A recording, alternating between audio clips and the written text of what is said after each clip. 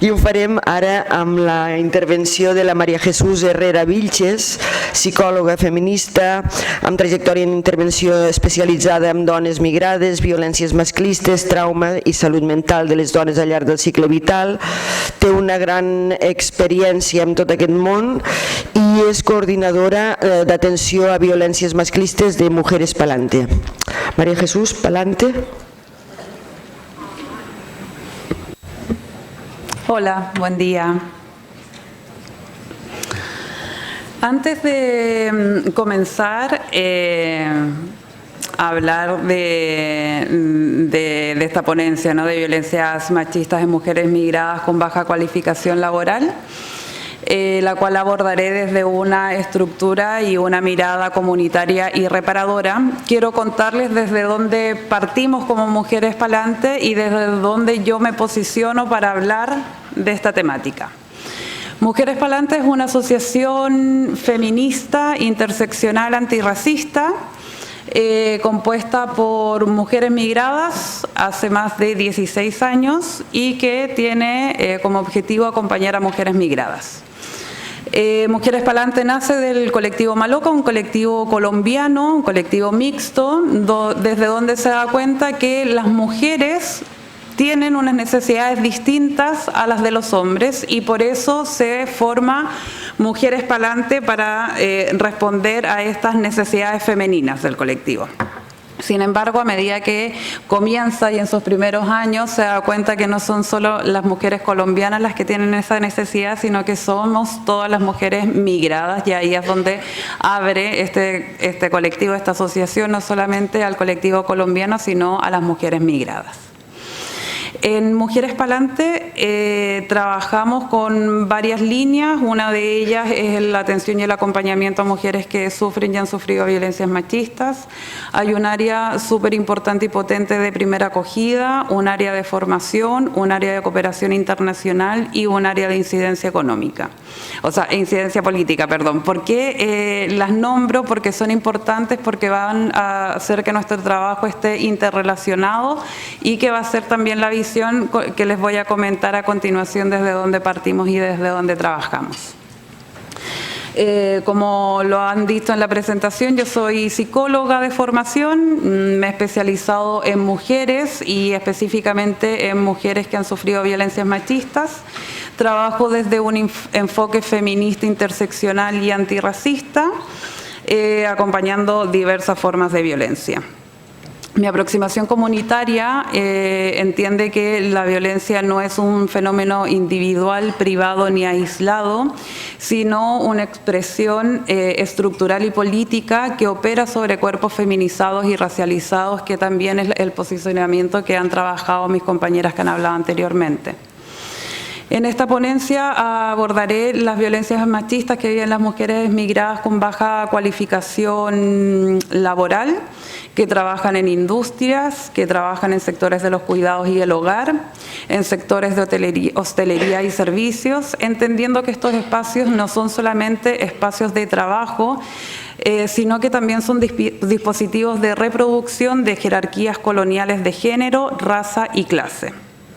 Tampoco hablaré desde un lugar de victimización ni desde la patologización individual del sufrimiento, sino que hablaré desde la responsabilidad colectiva, la necesidad de nombrar lo clínico como espacio político y de reparación, ya que la violencia que viven las mujeres en estos contextos no se explica por sus historias personales, sino por las condiciones estructurales que sostienen su precarización, su vulneración de derechos y su invisibilización.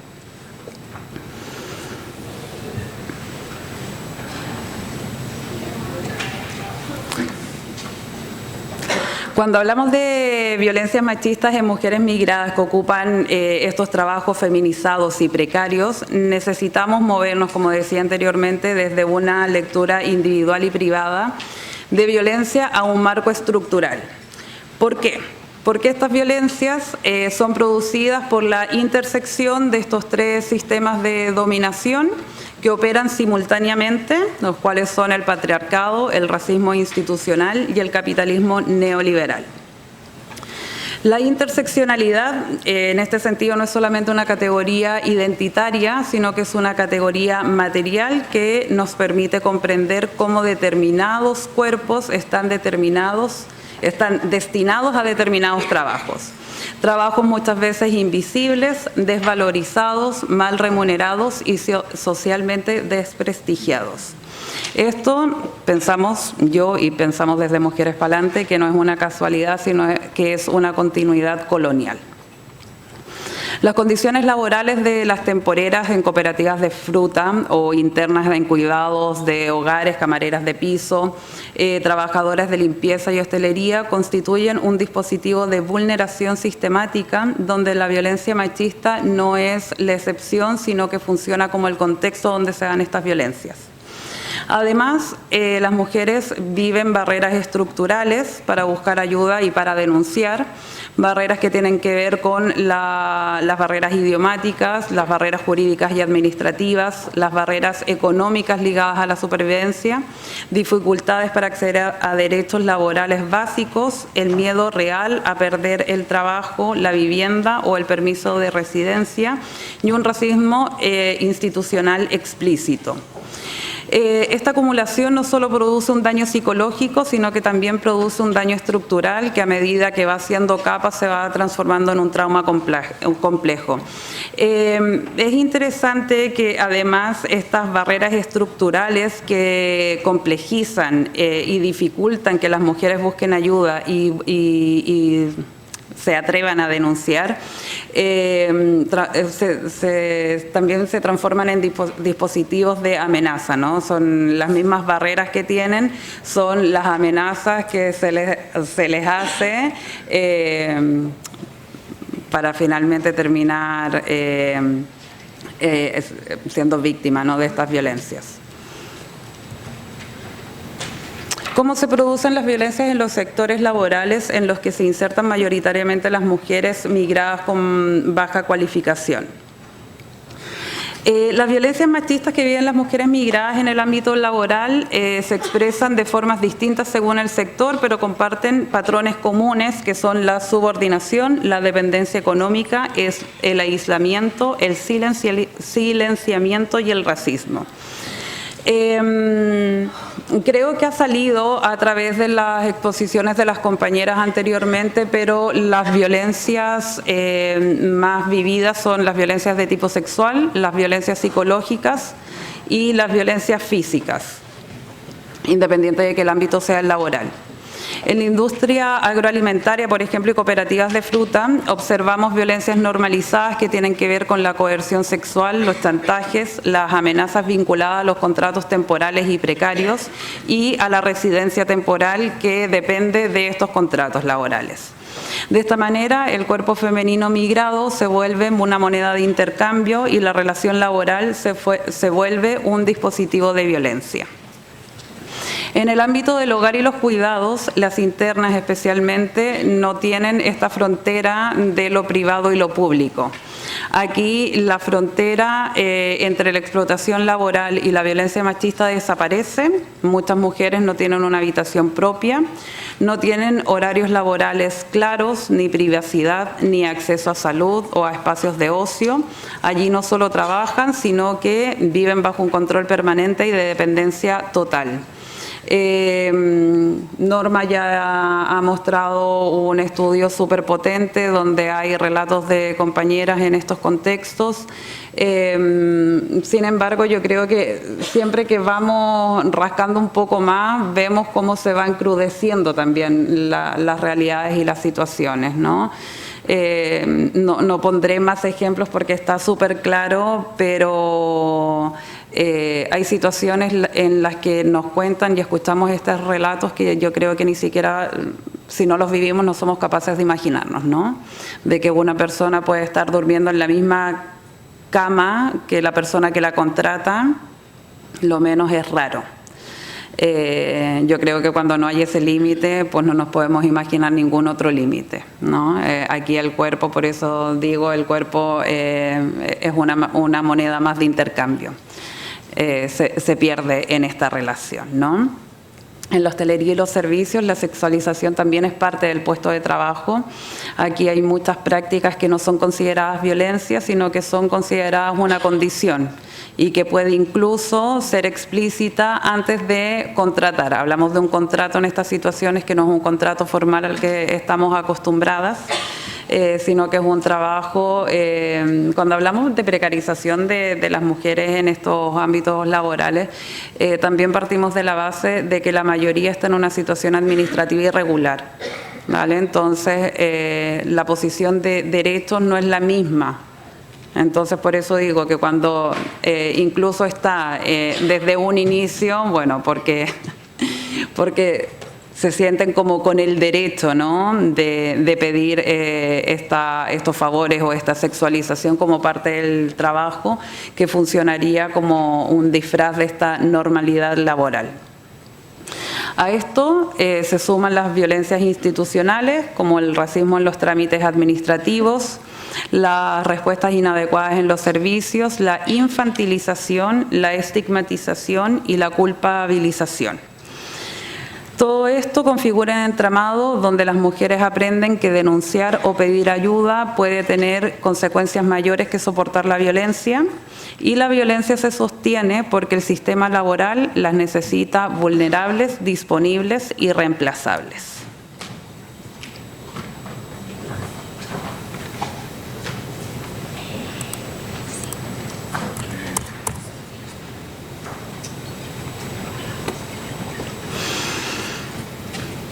¿Cuáles son los impactos traumáticos y psicológicos específicos que tienen estas violencias? Sabemos que las violencias machistas en general tienen unas consecuencias bastante específicas. Ahora, ¿cuáles son las que se dan también en el ámbito laboral? El impacto psicológico que estas violencias tienen no puede ser leído, desde mi punto de vista y desde la perspectiva desde la que trabajo, no puede ser leído desde categorías diagnósticas aisladas ni tratada de forma polarizada por los diferentes servicios o acompañamientos, ¿no? Aquí no hablamos de depresión, ansiedades o trastornos a secas, sino que hablamos de un trauma social, un trauma racializado, un trauma migratorio acumulativo que va sumando capas hasta transformarse en un trauma complejo. Las mujeres en estas situaciones y viviendo estas experiencias aprenden a sostener una supervivencia emocional en medio del miedo, la incertidumbre, la sobreexigencia y el silencio. De ahí es donde la norma hablaba de estas tres características, ¿no? El silencio, el miedo, la culpa, la vergüenza.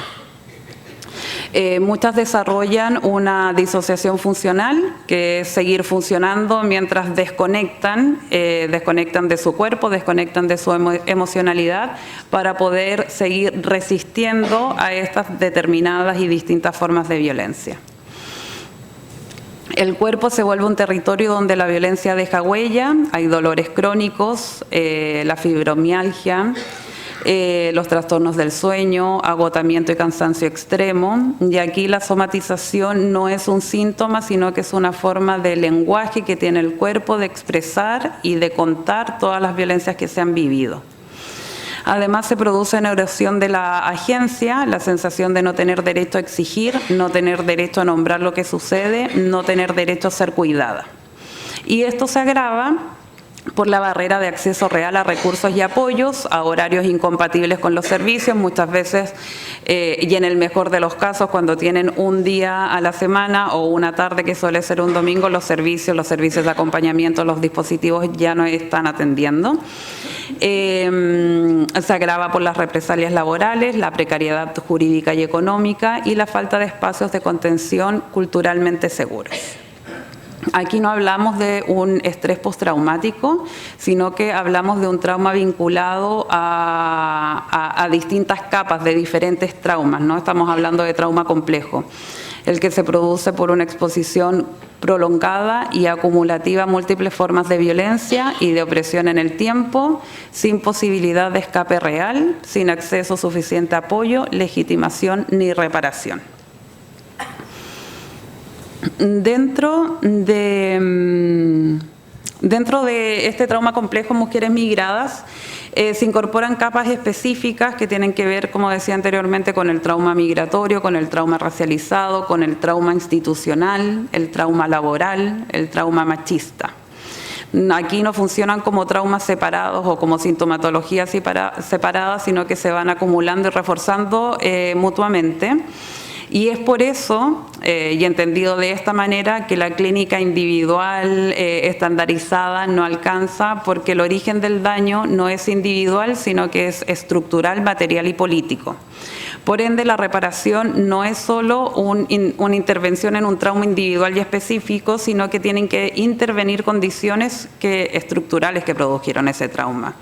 No hay un trauma individual que pueda repararse si la estructura que lo produce se mantiene intacta. Es por eso que desde Mujeres Pa'lante trabajamos en estas distintas áreas que se relacionan, porque finalmente, si solamente nos hacemos cargo desde una intervención clínica estandarizada, dejando de lado la formación, el acompañamiento comunitario, la cultura como tal y la incidencia política, para nosotros no tendría sentido, ¿no? ¿Qué necesitamos para transformar desde la intervención clínica, comunitaria y política? ¿Y cuál es nuestra propuesta? Y es en lo que hemos estado trabajando este último tiempo, en generar una metodología que nos haga sentido también con nuestro pensar político. Tenemos una visión de trauma complejo, donde la intervención clínica, como decía, no puede limitarse a reducir y a polarizar síntomas individuales, sino que necesitamos leer la historia de vida en relación con la experiencia migratoria, las experiencias laborales, raciales y de género. Cuando hablamos con una mujer migrada, no solamente, muchas veces parece que partimos desde ahora, ¿no? Desde ahora, desde tu migración, y no hay una historia atrás. Lo que siempre hay detrás es un proyecto migratorio. Ahora, ¿cómo nos hacemos cargo y cómo reparamos? Cuando hablamos de la historia de vida en violencias machistas, es cómo reparamos, cómo recuperamos ese proyecto de vida antes de haber vivido esta violencia. Entonces, en este sentido, una pregunta que hacemos que nos genera más sentido es que ya esta pregunta de ¿qué te ha pasado? Pierde valor y la cambiamos por el ¿qué te ha pasado? ¿En qué contexto? Y qué herramientas personales te han ayudado a sobrevivir a esta experiencia, ¿no? Entonces trabajamos desde también una clínica situada que reconoce la biografía, esta historia de vida, la trayectoria migratoria, la red comunitaria y la estructura social como parte inseparable del daño, pero también de la reparación y de la recuperación. El enfoque comunitario y centrado en el trauma informado implica comprender que la seguridad no es solo garantizar un espacio sin violencia física, sino también garantizar condiciones de seguridad cultural, lingüística, epistémica y política. Utilizamos por eso espacios grupales como herramienta terapéutica y también política, porque las mujeres no nos reparamos solas, nos reparamos en vínculos con otras. Y aquí el grupo se convierte en un lugar donde se legitima la experiencia, se rompe el aislamiento, se reconstruye la agencia, se genera pertenencia y se restituyen formas colectivas de sostén que históricamente han sido también prácticas comunitarias en muchos territorios de origen. Algo súper bonito que se da en el acompañamiento grupal es que las mujeres pareciera, y lamentablemente esta idea de que no soy la única que ha vivido esta experiencia pareciera ser una herramienta de liberación también de la culpa, ¿no? Y del pesar de la experiencia de violencia. Articulamos redes también, ya que con otras entidades de mujeres migradas, asociaciones amigas, con servicios públicos, con recursos laborales, jurídicos, personal sanitario y comunitario. Esto implica también reconocer que sin cambios estructurales en las condiciones materiales de vida laboral, jurídica, social de las mujeres, la reparación individual siempre será parcial. Por eso, desde Mujeres Pa'lante entendemos que la intervención clínica sin un proyecto político seguirá reproduciendo la violencia, porque sin transformaciones comunitarias y estructurales, la clínica solo ayudará a saber sobrevivir dentro de una misma estructura que sigue haciendo daño.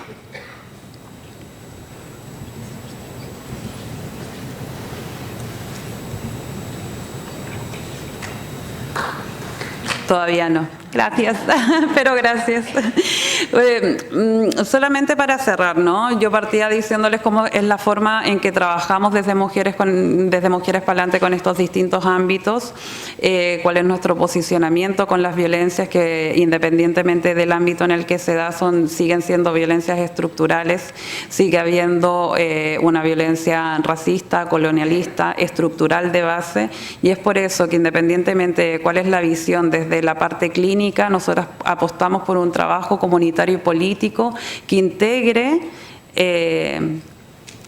todas las visiones y que aporte a la recuperación y reparación de las mujeres migradas. Recordando también que cuando hablamos de las violencias machistas en mujeres migradas y cualquier tipo de violencia machista, estamos hablando de vidas reales, no estamos hablando de categorías, ni de indicadores, ni de números. Hablamos de mujeres que sostienen países, sostienen hogares, sostienen vidas, sostienen cuidados invisibles que permiten que también otras vidas sean posibles.